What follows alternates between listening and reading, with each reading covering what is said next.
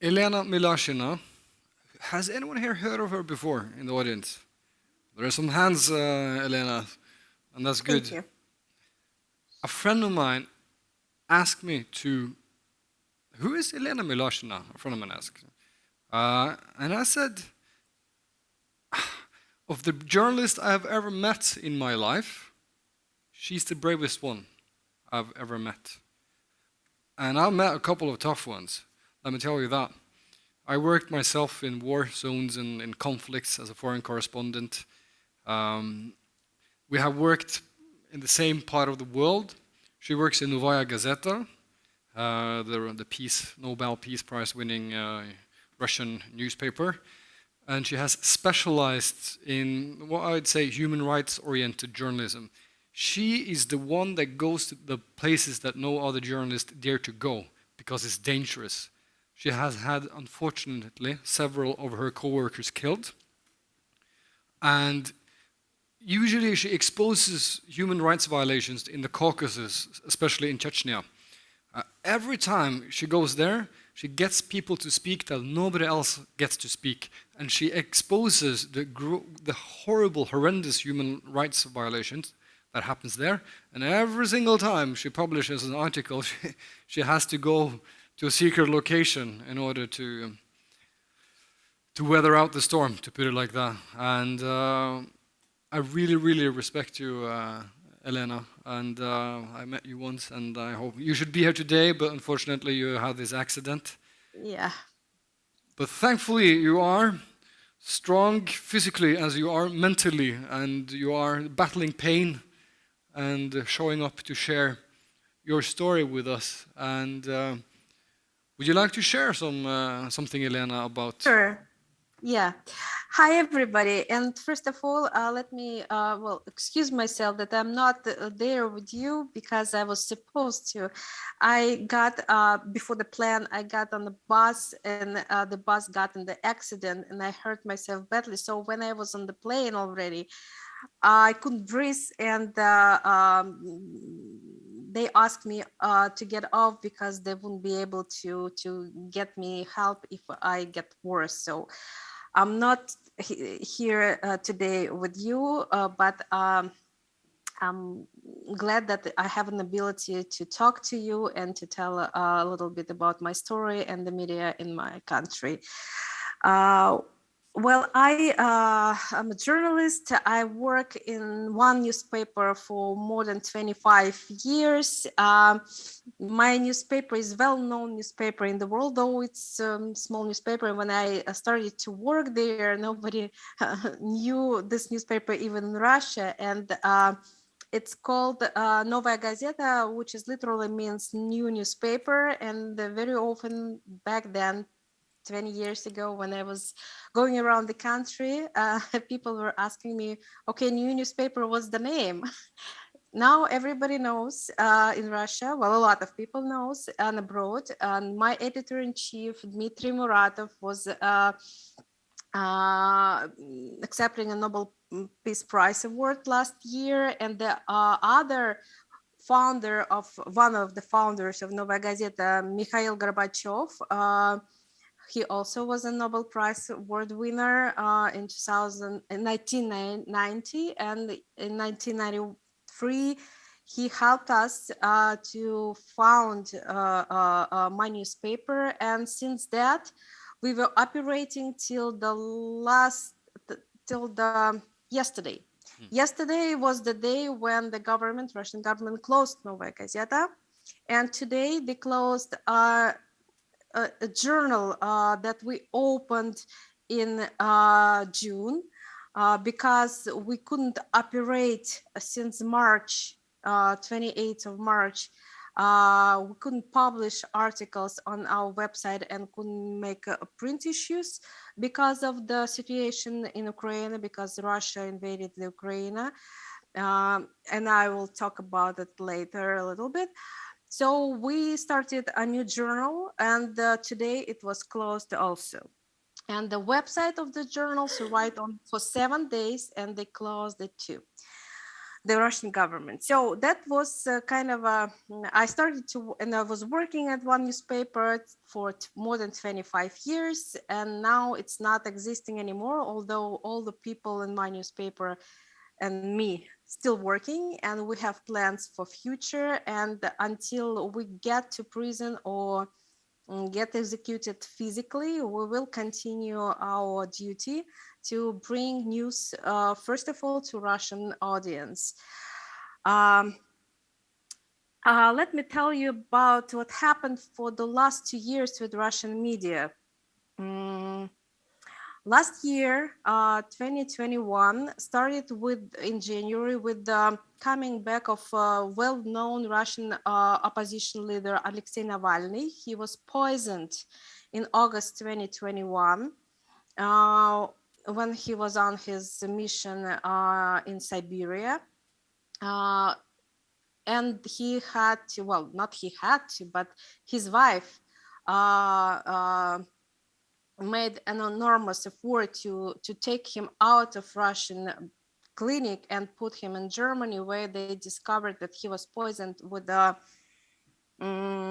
very, well, Secret Service poison called Novichok. And he got his treatment in Germany, and in January 2021, he came back to Russia, and immediately he was put in prison. And since that, Russian government began to shut down Russian media one by one. And by the end of the 2021, 23 Russian media, mainly those who were making investigative reporting on Russian corruption, how much money Putin and his surrounding has, how many houses, yachts, cars, planes all over. They having, no matter that they the whole life, they and their family, that they are governmental service, and their salary is not that big to have that kind of things, luxury things. So those media who were investigated those things, they were closed one by one. Like I said, almost 23 media outlets were closed, and more than 40 journalists were announced as foreign agents. And one media outlets were recognized as undesirable organization, which in Russian law means that if you have any connection with this organization, work for them, write for them, you can get to prison.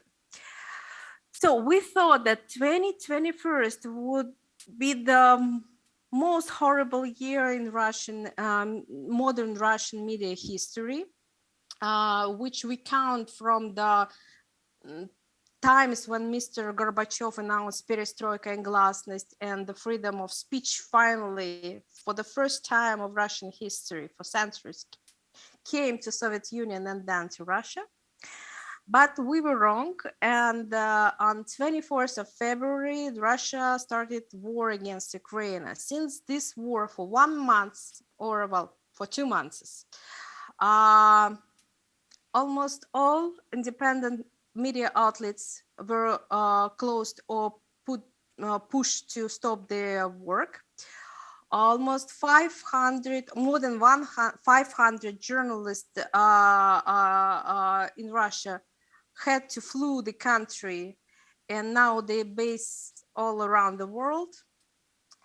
Like I said, my newspaper yesterday was the government revoked the license from my newspaper, and they revoked the license from the another journal we were replacing our newspaper today. Now we having only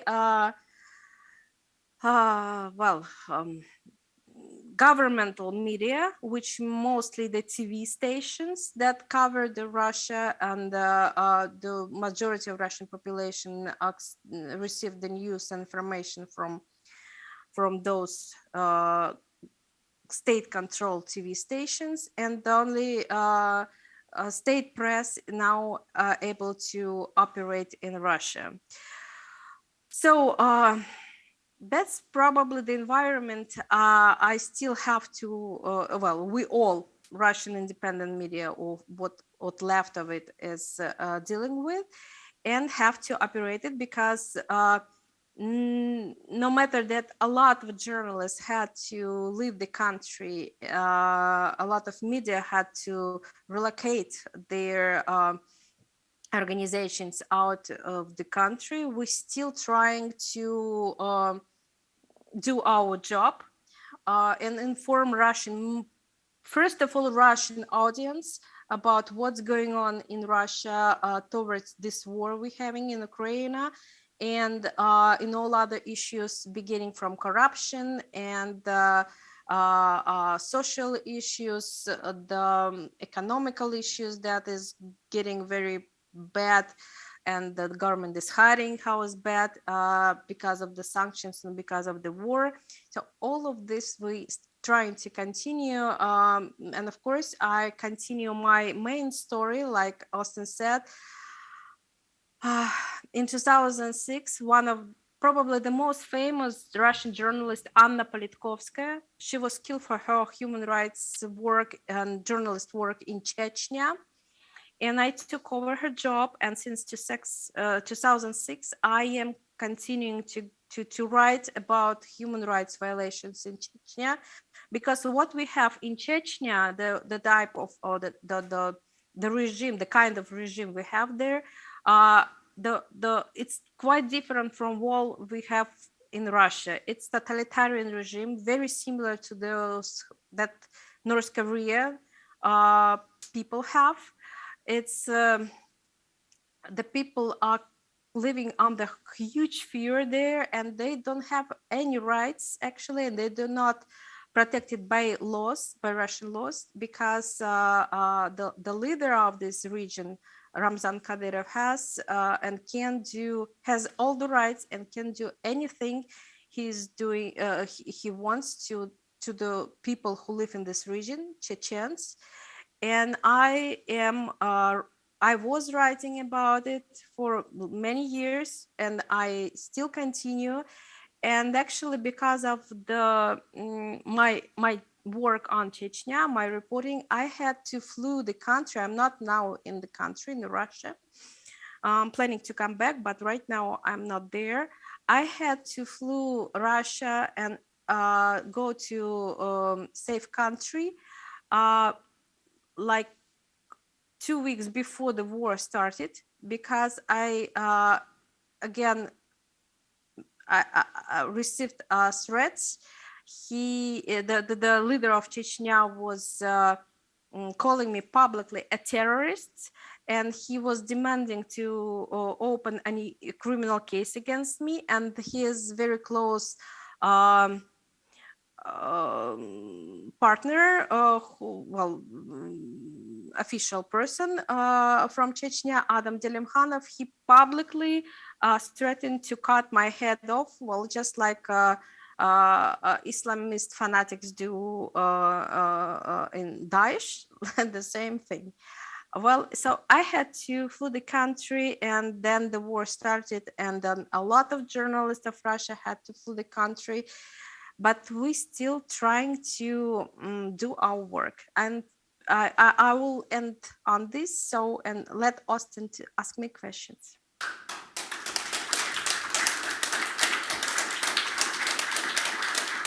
Thank you. I'm not sure if you can see or hear the audience, but I can see. I'm very thankful. There was a loud applause and recognizing smiles. I have one question for you. Sure. That I want to ask you. It was 2016. I landed in Gardermoen, in the Oslo airport, and I can feel my teeth make this sound. Yeah.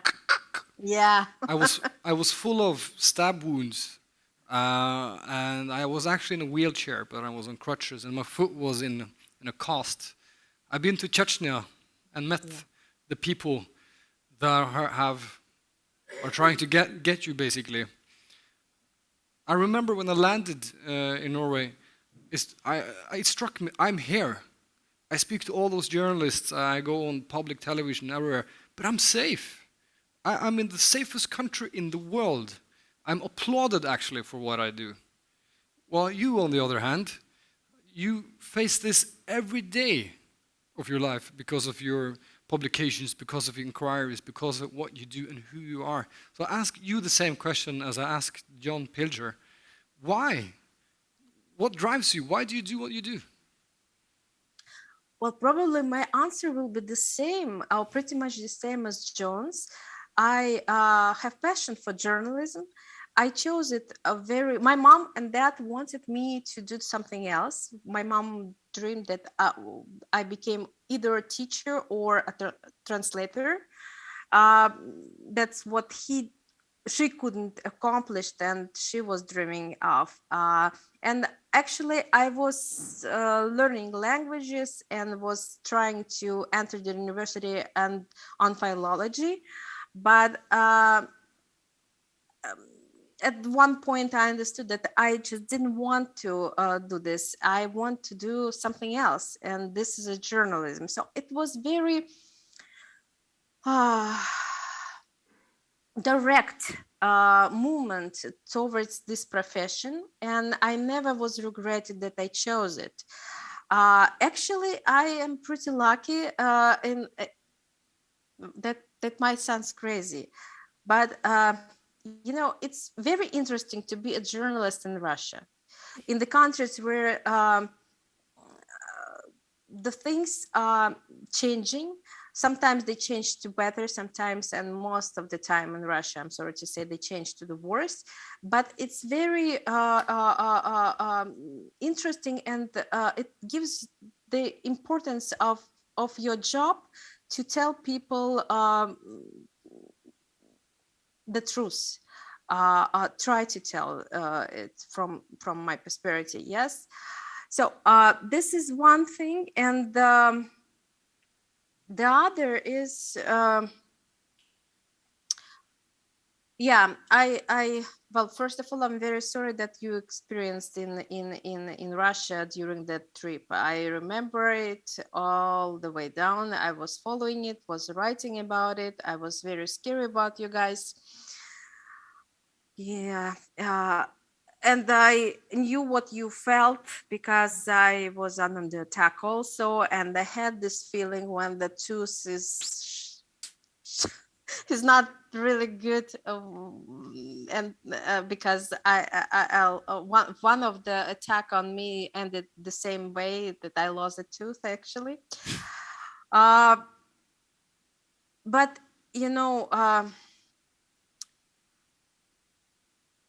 it's not adrenaline from one point of view when you just stop getting all those things that you need more and more such kind of experience because it's interesting work. At one point you get to the situation when you don't want to go to those dangerous things. You don't want to write the articles because you understand what the reaction will be, but nobody else but you can do it anymore and those people you're writing, those people you were talking to, those people who put hope on you, they need help, and you start to think only about their needs and about what they experience, and those tools and sorrows and danger and threats that you have becomes nothing to compare to their lives, and that becomes more important in your work, and you just can't stop.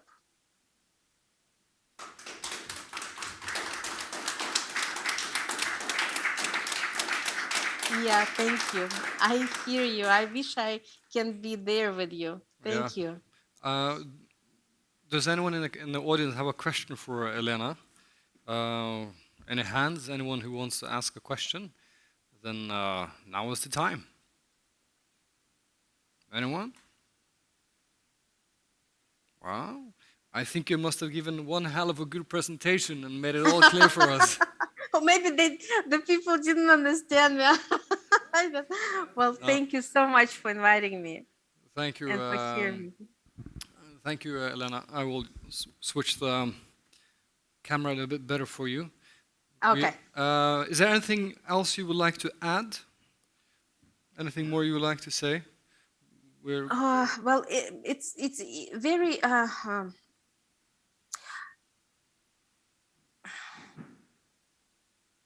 well. The only thing that on my mind and the mind of those journalists on behalf I'm talking right now with you, who had left the country to keep their writing and keep their mission, is of course this war in Ukraine and how many people are dying there every day. And it's just the most important thing to stop this war and to stop the killing of people. And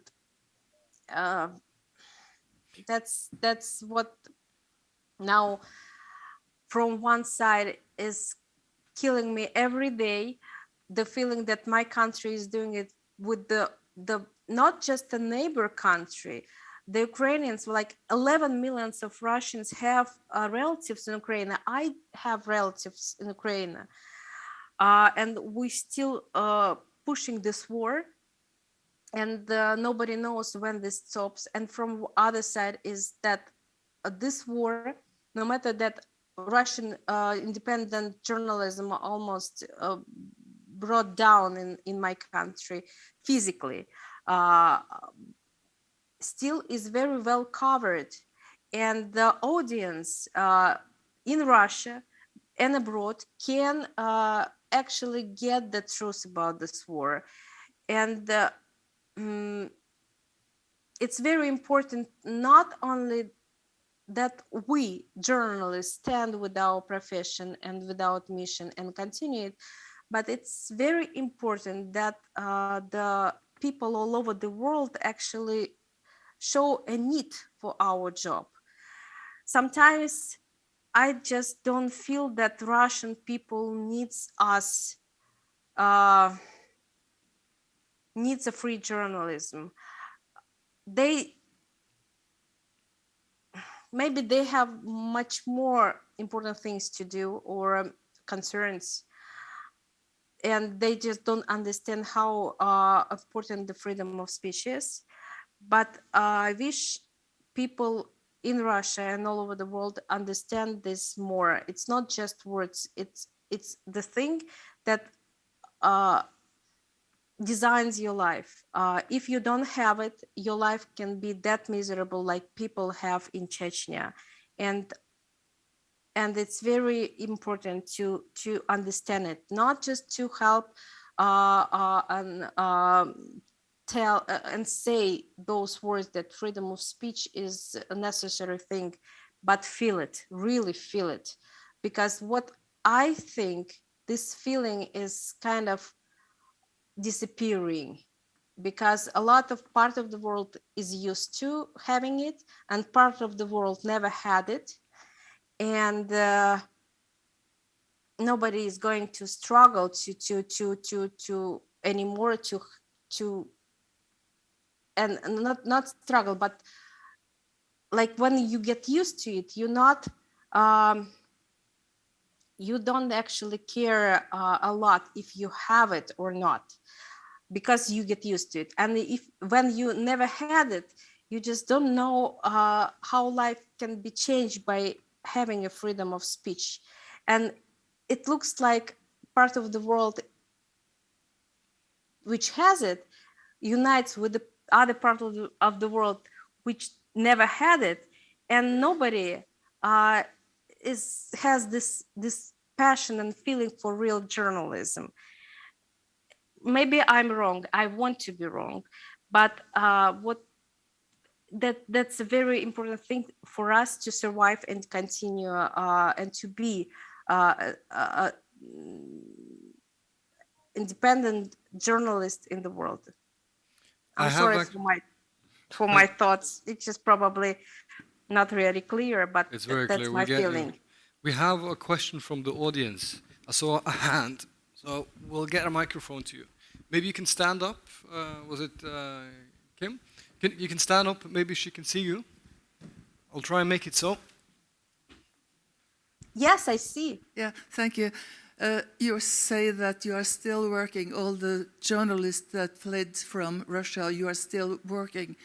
Are there any canals, any way to get information flow back to Russia, to the inhabitants of Russia, thinking about the propaganda from the government with the Ukrainian war? Are there any canals you can, how do you work with that? Yes, great question. Thank you. I will take like 2-3 minutes to explain the situation. Well, no matter that the Russian government closed a lot of media outlets, like I said, and announced journalists as foreign agents, and they closed the website like for the 2021, more than 90 websites in Russia were closed. There are still technical opportunities to get to those closed sites and to websites to this information. And when we had the wars just started in Ukraine, we usually we have like my newspaper, the website of my newspaper had like 23 million people who looked at this news website every month, and the number of audience grown 3 times more. And not only my newspaper, but all independent media outlets were having a growing audience. The internet allowed and still allows to get away from those restrictions that the Russian government, technical restrictions, is putting and avoid them. But right now, what we see that Russian audience is going down because people are getting tired of war. It's not only in Russia; it's all over the world. People got used to war, tired of war, don't feel that any changes or it will end up soon.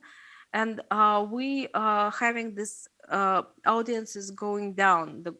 But the social media channels, YouTube, and all those things still have and give us ability to reach audience. Of course, it's not compared to Russian television that covers the whole country, the whole 140 million people, and compared to this, our audience is not that big. But what is much more precious about this audience that reads and still watches us on YouTube, on our website, on internet, on medias, because all those channels still functioning, and we can get with our news to those people. They are searching for them, so they are finding a ways to get this information. And those people, the people who care, it's not just people who sit at home watching the program and news and so on and do nothing, but those people are pretty active who's trying to get a real information about what's going on in Russia. So yes, there are still possibilities, and thanks to those new technology and connections, we still can get to our audience. And that's why we actually continue to work, because if we didn't have any reaction from audience, if we didn't understand that people read us and need us, we wouldn't be able to do our work. Like I said, it's very important, not just the part where journalists do their work, but the part when the audience does its work. When they need this information, they accept, they receive it, and they make right conclusions. And they care about freedom of speech as not like given with birth thing, but the thing that you always have to fight for. And that's why we continue to work. Great, Elena. Thank you. I want to prove something. I really want Sure. you in the audience to do two things. I want you to do me a favor. I want all of you to, I feel this energy in the room, this respect for you and the work that you do, and I also feel a love in this room. Can I ask of you in the audience to do one thing? Stand up and form your hands like this and send it to the camera. Can you see us? Yes. I love you too, guys. Thank you so much. Thank you. Lots of love Thank you. from Norway, Elena. And Thank you. Thank you for being so brave. We applaud you. Thank you. Thank you so much. You made my day, guys. I love you. Thank you. Thank you so much.